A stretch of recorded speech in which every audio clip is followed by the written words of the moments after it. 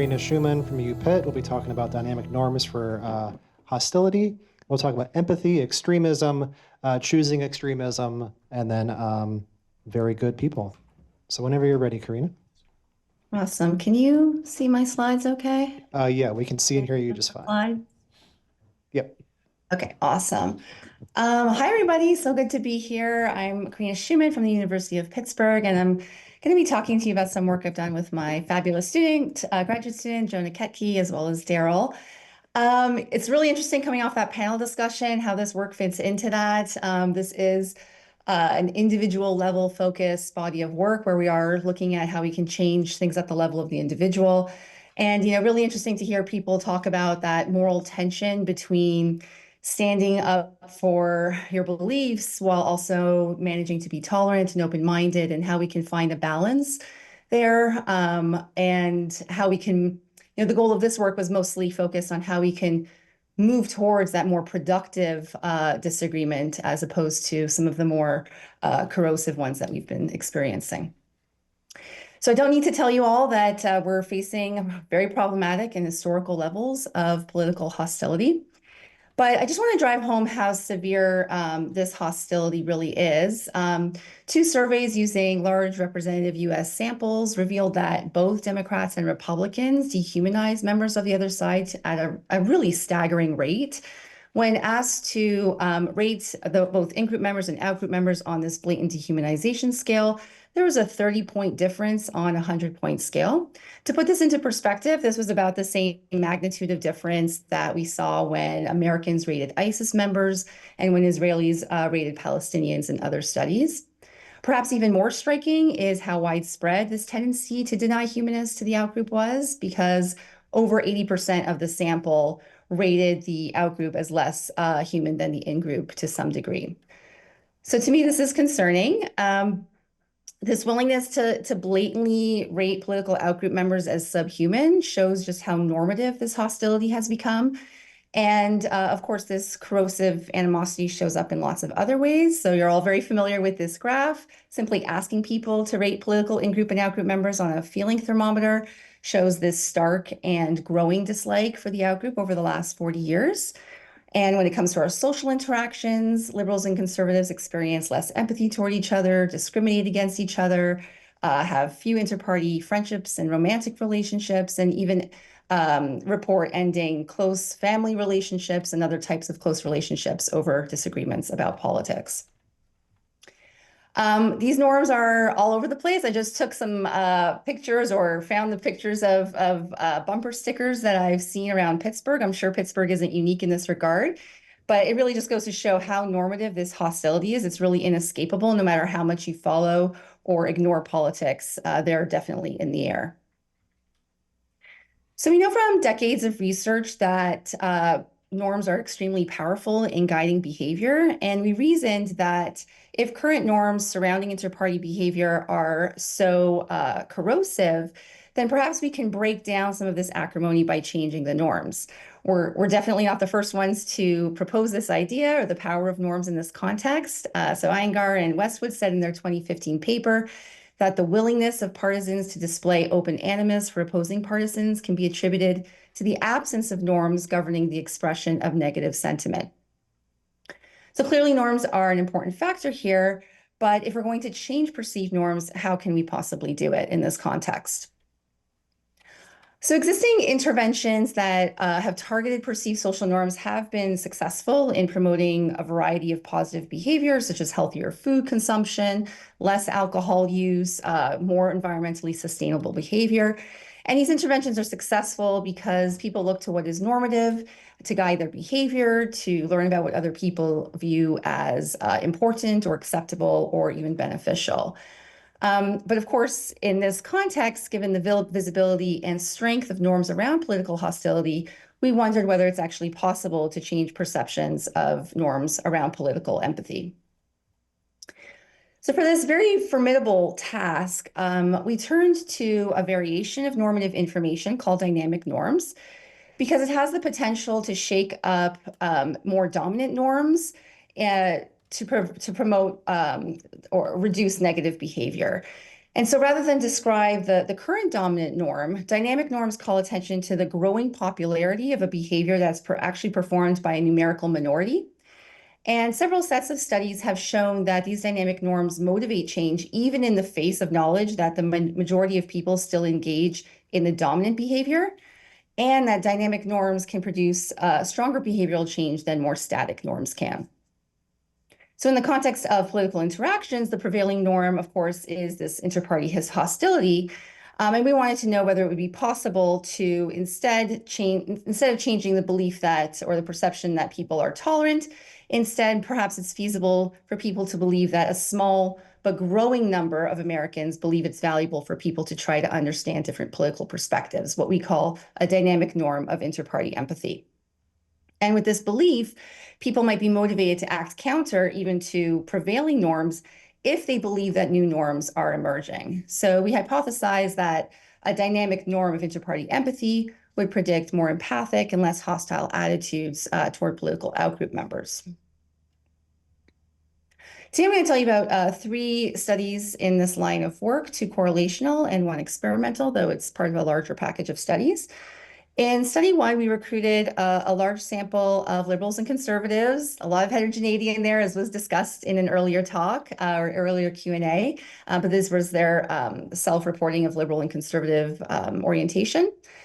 And they all answered responded to a scale assessing their belief in a dynamic norm of inter-party empathy with items like, although still a minority of people, a growing number of Americans believe it's important to try to understand different political perspectives.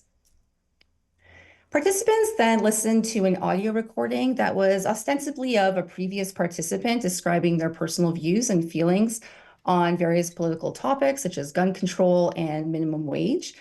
And we experimentally varied whether they listened to a political in-group member or a political out-group member.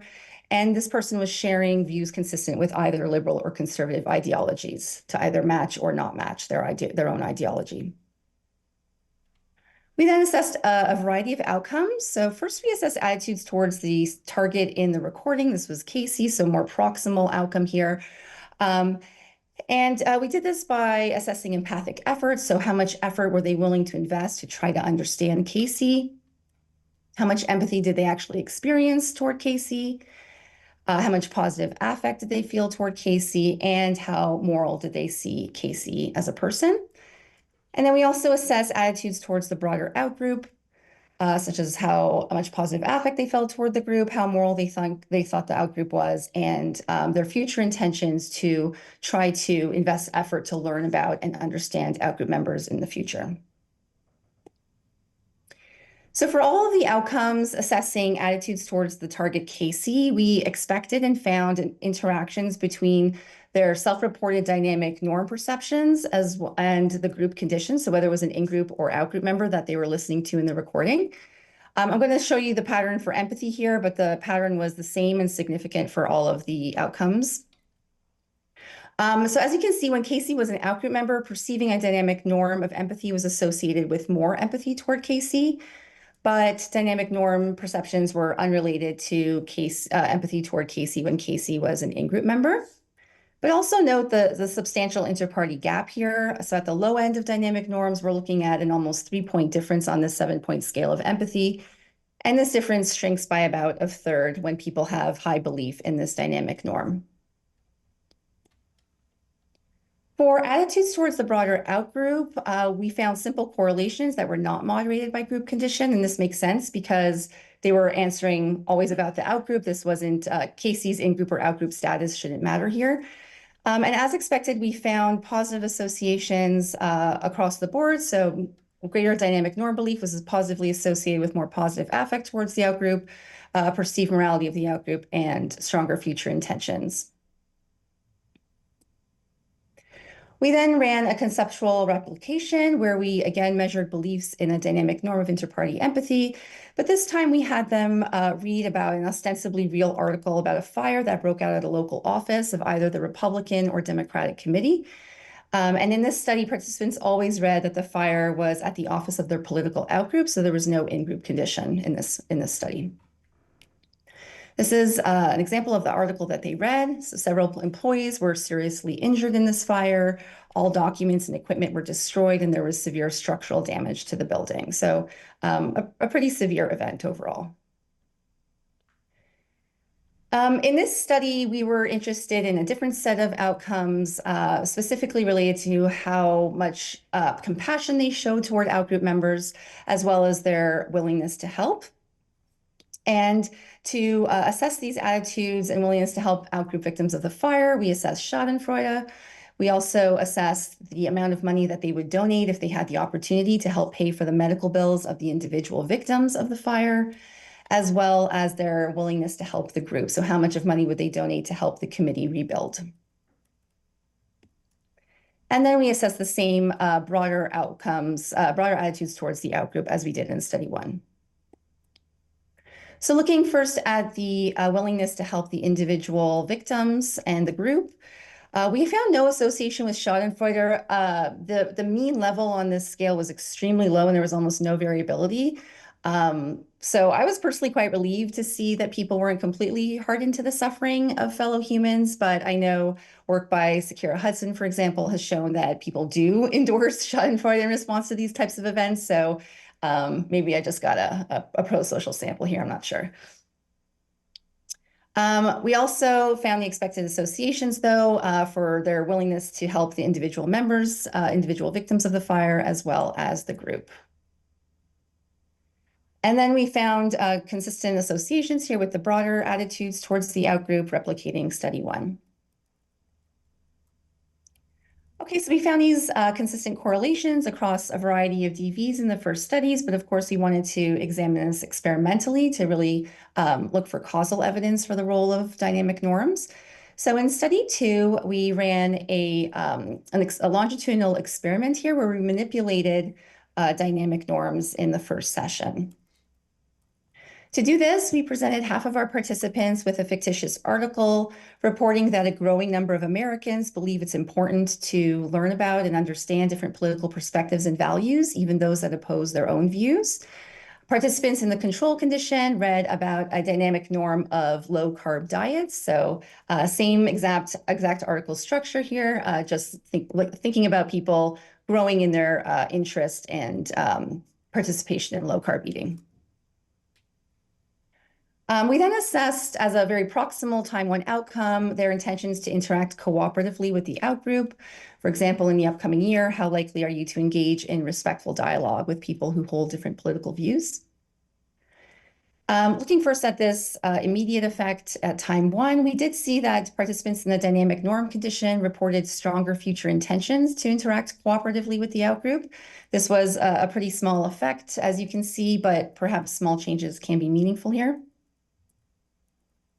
And then 1 month later, we sent people a follow-up survey, and the primary outcome here was their effort to learn about the outgroup's perspective and feelings. So to assess this, we first had them share their position on gun control, and that they were told that they were being given an opportunity to learn about the views and feelings of previous participants who were either pro or anti-gun control.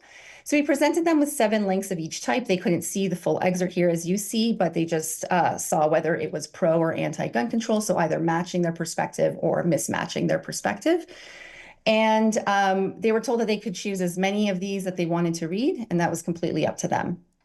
And our dependent variable here was the proportion of links that they chose to read that were written by the political outgroup. On this outcome, the effective dynamic norm condition was close, but it failed to reach conventional levels of significance. So again, if there is an effect here, relatively small, but we were still encouraged by this finding because it was a full month after a very minimal intervention, and because this was a behavioral assessment of their effort to learn about the outgroup. So to summarize this line of work, perceiving a dynamic emerging norm of inter-party empathy was associated with a variety of beneficial outcomes, including greater willingness to empathize and interact cooperatively with the outgroup, to learn about them and help them. And this really shouldn't be surprising that norms govern so much of our behavior, but there are certainly limits to how much we can actually change perceived norms. The potentially hopeful news here, though, is that perhaps this norm is not actually a minority view, at least not in terms of what people report. So, for example, in 2023 and 2024, More in Common conducted a survey with 6,000 Americans in Pittsburgh, Houston, and Kansas City.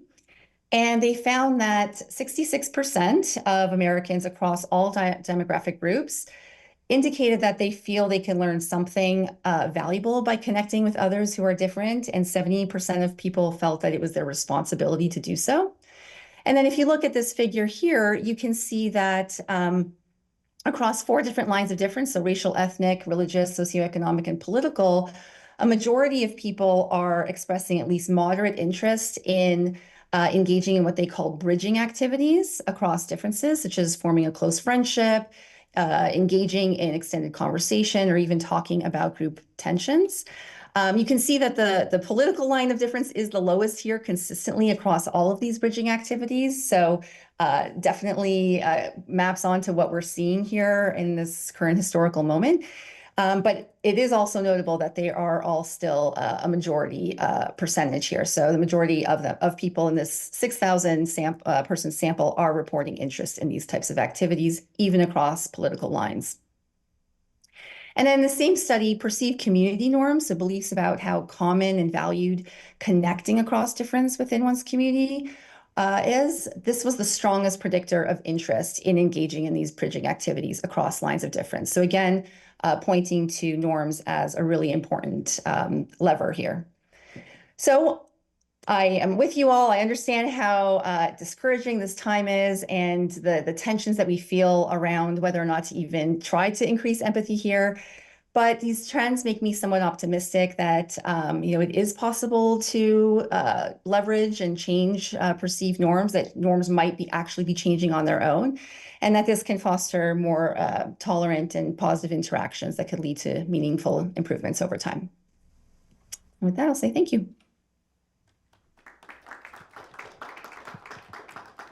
Great, thanks, Karina. We probably have time for one question.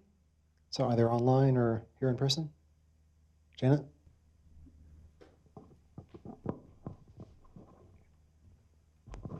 Yeah, so thank you. This is really interesting. I was thinking about the process that might be going on in people's heads when they're thinking about the shifting norms.